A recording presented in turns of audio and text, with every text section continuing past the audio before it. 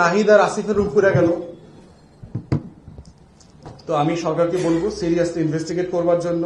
এবং এর আগে সচিব জয় দেখবেন বারবার বলেছে কোনো এভিডেন্স পাবেন না আমাদের ব্যাপারে। এবং তিনি কিন্তু তথ্য উপদেষ্টা ছিলেন, লাখ লাখ হাজার হাজার কোটি টাকা লুটপাটের নায়ক ছিলেন তিনি। অতএব তার ডিপার্টমেন্টটা পুড়ে গেছে আজকে, নাহিদ যেটার দায়িত্বে এখন। তো সরকারকে আমি বলবো সিরিয়াসলি ইনভেস্টিগেট করবার জন্য স্যাবোটাজ আছে কিনা। চট্টগ্রাম বাংলাদেশের অংশ অ্যাট এনি কস্ট। বাংলাদেশে যদি কেউ মনে করে থাকে কোন সীমান্ত থেকে এসে চট্টগ্রামের 1 ইঞ্চি মাটিতে হাত দেবে, তাদের কারো চোখ থাকবে না, হাতও থাকবে না। জুলাই আগস্টের পরিবর্তনের পরে এই কলকাতা নিয়ে যাওয়া আমাদের চিকেন নেকের গল্প আমাদেরকে মনে করায় দিচ্ছে। ফেনী নদীর ওই পারে আমাদের কেটে দিবে, কেটেই অংশ নিয়ে যাবে। পার্বত্য চট্টগ্রামে ঝামেলা চলছে, চিটাগংয়ের পাহাড় টাহাড় নিয়ে ঝামেলা চলতেছে। আমাদের বক্তব্য খুব পরিষ্কার, চট্টগ্রাম বাংলাদেশের অংশ অ্যাট এনি কস্ট। বাংলাদেশে যদি কেউ মনে করে থাকে কোন সীমান্ত থেকে এসে চট্টগ্রামের 1 ইঞ্চি মাটিতে হাত দেবে, তাদের কারো চোখ থাকবে না, হাতও থাকবে না। খুব পরিষ্কার আমাদের বক্তব্য। বাংলাদেশের স্বাধীনতা, সার্বভৌমত্ব, জাতীয় স্বার্থ এবং আত্মমর্যাদার প্রশ্নে কোনো কম্প্রোমাইজ হবে না। এজন্য বাংলাদেশের ইতিহাসের প্রত্যেকটা পরতে পরতে যদি রিভাইজ করতে হয় আমরা রিভাইজ করব, কিন্তু আমাদের স্বাধীনতা সার্বভৌমত্বের ব্যাপারে কোনো কম্প্রোমাইজ হবে না। যারা বাংলাদেশের চিকেন নেক নিয়ে খেলছে তাদের ভূ রাজনীতির নলেজ আবার নতুন করে পড়াশোনা করতে হবে। কৌটল্যের কয়েক শত বছর আগের পুরাতন বস্তা পচা নীলক্ষেতের গাইড বই পড়ে যদি আপনারা মনে করে থাকেন চাণক্যপুরী থেকে যে বাংলাদেশের ভূখণ্ডে হাত দেবেন, অনেকবার ভেবে দেখা উচিত। তাহলে আমাদের ভূ রাজনীতির ব্যাপারে আমরা খুবই পরিষ্কার।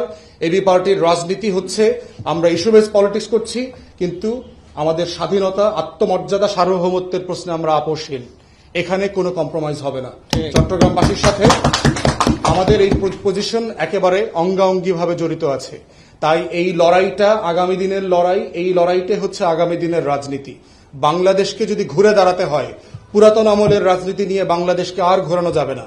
যেই বস্তা পচা রাজনীতি চলছে, যে রাজবংশের রাজনীতি চলছে, যেই মুরব্বীদের 60-এর দশকের সফটওয়্যার দিয়ে চলছে, 60-এর দশকের সফটওয়্যার দিয়ে 2024-এ এআই বানাইতে পারবেন না।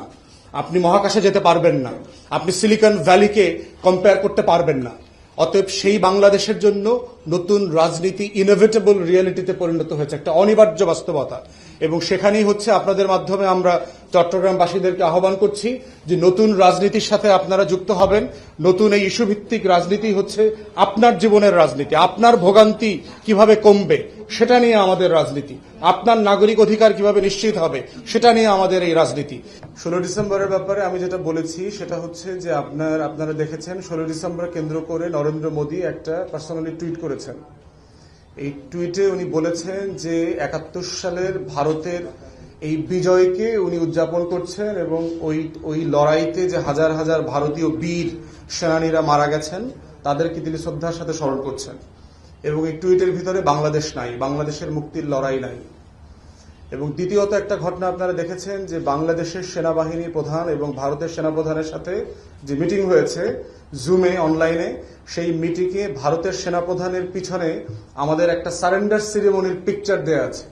16 ডিসেম্বরের রেসকোর্স ময়দানের যে ছবিটা, যে ভারতীয় ফোর্সের কাছে আমাদের তখনকার পরাজিত যে পাকিস্তানি ফোর্স তারা আত্মসমর্পণ করছে। এবং এর বাইরে তো আপনারা রেগুলার টকশো দেখতে পাচ্ছেন, ইন্ডিয়ান মিডিয়া বাংলাদেশের এই অংশ নিয়ে যায়, ফেনী নিয়ে যায়, চট্টগ্রাম বন্দর নিয়ে যায়, মংলা নিয়ে যায়, এই আলোচনা চলছেই আর কি। এইসব প্রেক্ষিতে আমার বক্তব্য ছিল যে বাংলাদেশের কিছু বিষয়কে নতুন করে আলোচনায় আনতে হবে আমাদের নতুন বাস্তবতার নিরিখে। একটা জিনিস মাথায় রাখতে হবে যে স্বাধীনতার প্রশ্নে, সার্বভৌমত্বের প্রশ্নে কোনো কিছু মীমাংসিত না। আমাদেরকে 53 বছর ধরে বলা হয়েছে অনেক কিছু মীমাংসিত না। স্বাধীনতার প্রশ্নে অনেক কিছু মীমাংসিত না। স্বাধীনতা এবং সার্বভৌমত্বের প্রশ্নে প্রত্যেক জেনারেশনকে তার মতো করে বুঝতে হয়। তার মতো করে বুঝতে হয় যে কে আমার শত্রু, কে আমার মিত্র, আগামী বাংলাদেশের রক্ষা কবচের জন্য কারা লড়াই করবে, কারা করবে না, কারা দেশ বিক্রি করে দেবে, কারা বিক্রি করবে না। এটা প্রত্যেক জেনারেশনের ফাইট। তো সেই জায়গা থেকে আমি বলেছি যে 1971 সালের যুদ্ধ চলাকালীন সময়ে প্রবাসী সরকার এবং ভারতের সরকারের সাথে যে 7 দফা গোপন চুক্তি হয়েছে, সেখান থেকে বাংলাদেশের মনস্তত্ত্বটা বুঝতে হবে যে ভারত আমাদেরকে কিভাবে দেখে। এবং দয়া করে, আমি আজকে ব্রিফিং এর সময় বাড়াবো না, অনলাইনে গিয়ে আপনারা সেই 7 দফা চুক্তিটা পড়বেন দয়া করে। এবং দেখবেন এই 7 দফা চুক্তি পড়লে আপনি বুঝবেন যে বাংলাদেশ নামক কোনো স্বাধীন রাষ্ট্র হওয়ার কোনো পরিকল্পনা 71 সালের অক্টোবরে ছিল না বলেই ডিসেম্বর মাসে জেলায় জেলায় ভারত ডিসি অ্যাপয়েন্ট করে দিয়েছে। 16 ডিসেম্বর পরে বাংলাদেশের অলমোস্ট সকল থানার দায়িত্ব ভারতের সেনাবাহিনী নিয়ে গেছে এবং যে 19টা জেলা ছিল 19 জেলার ডিসিকে নিয়ে ভারতের তখনকার ক্যাবিনেট সেক্রেটারি ব্রিফ করছে কলকাতায় যে কে কোন জেলার দায়িত্ব নেবে এবং কিভাবে দায়িত্ব নেবে। আপনারা তখনকার আমলাদের বই পড়েন, আসাফুদ্দৌলার লেখা পড়েন, তারপরে ডক্টর কামাল সিদ্দিকীর লেখা পড়েন, তারপরে যে সাবেক প্রধান নির্বাচন কমিশনার ছিলেন শামসুল হুদা সাহেবের লেখা পড়েন, ওনারা একদম তালিকা সহ দিয়ে দিয়েছে যে সেখানে একদম স্পেসিফিকলি একটা এক্সাম্পল দিয়ে আপনার মোমেন শাহিতে ধরেন 14 ডিসেম্বর PK ব্যানার্জি পশ্চিম বাংলার একজন অ্যাডমিন ক্যাডারের অফিসার, সেন্ট্রাল IAS অফিসার, তিনি সার্কিট হাউসে ভারতীয় সৈন্য সহ উঠে ওখানকার ডিসিকে ডেকেছেন দায়িত্ব বুঝায় দেওয়ার জন্য। আমরা কি বাংলাদেশ রাষ্ট্রকে স্বাধীন করেছিলাম অন্যের কলোনি হওয়ার জন্য? আমার মুক্তির লড়াইটা কোথায়? ওই টুইটে কি আমার 70,000 যোদ্ধা যে যুদ্ধ করেছে, আমার বাবা মুক্তিযোদ্ধা ছিলেন, তার কন্ট্রিবিউশন কোথায়? আমার যে হাজার হাজার শহীদ আছে তাদের লড়াইয়ের অবদানটা কোথায়? তাহলে আমার মুক্তির লড়াই দিয়ে আমাকে কিভাবে দেখা হচ্ছে? এই জন্য আমি শেখ মুজিবুর রহমান আওয়ামী লীগের রাজনীতির ক্রিটিক্যাল হওয়ার পরেও আমি কিন্তু শেখ মুজিবুর রহমানের এই জায়গাটাকে আমি বারবার তার অবদান স্বীকার করেছি যে সারা বাংলাদেশ মিলে দেশ একবার স্বাধীন করেছে 71-এ, আর 72-এর 10 জানুয়ারি শেখ মুজিব একা বাংলাদেশকে আবার স্বাধীন করছে। লন্ডন থেকে ফেরার পথে সে দিল্লিতে গিয়ে ইন্দিরা গান্ধীকে বলেছে, আমি ধন্যবাদ জানাচ্ছি, কৃতজ্ঞ আপনাদের প্রতি, কিন্তু আপনার সোলজার উজ্জ্ব করতে হবে। ভারতের রিপিটেড প্রেসারের পরেও সে এই জায়গায় মাথা নত করে নাই এবং 72 সালের 12ই মার্চ ফেয়ারওয়েল কুচকাওয়াজ দিয়ে ভারতীয় সোলজারদেরকে বিদায় দেওয়া হয়েছে এবং এন্ড অফ মার্চ এবং আর্লি এপ্রিল লেগে গেছে ভারতের সোলজাররা বাংলাদেশ ছাড়তে। এবং ছাড়ার পথে কি হয়েছে আপনারা দেখেছেন, যদি হিস্ট্রি কেউ পড়ে থাকেন, হাজার হাজার কোটি টাকার জিনিসপত্র লুটপাট করে নিয়ে গেছে। মেজর জরিলের লেখা পড়েন, একে খন্দকারের লেখা পড়েন, আপনারা এগুলো পাবেন, আমি ডিটেলসে যাব না। তো সেই জায়গায় আমার বক্তব্য হচ্ছে, প্রত্যেকবার 16 ডিসেম্বর আসলে আমাদেরকে মনে করায় দেওয়া হয় যে আমি তোমার দেশ স্বাধীন করে দিয়েছি। এটা আমার আত্মমর্যাদার সাথে যায় না, কারণ আমিও লড়াই করছি, আমার হাজার হাজার লোক লড়াই করছে, আমার হাজার হাজার মানুষ, আমার বাপ চাচারা মামারা শহীদ হয়েছে। তাহলে আপনি আমাকে সাহায্য করছেন, এই জন্য তো আমি কৃতজ্ঞ। আপনাদের অফিসারদের কিন্তু বাংলাদেশ রাষ্ট্র পুরস্কারও দিয়েছে, স্বীকৃতি দিয়েছে। আপনি কতদিন ধরে ঋণ শোধ করলে আমার ঋণ শোধ হবে, কতবার বললে পরে আমার কৃতজ্ঞতা শোধ হবে? সেই জায়গাতে আমরা বলেছি যে 16 ডিসেম্বর আত্মসমর্পণ দিবস হিসেবে পালিত হতে পারে।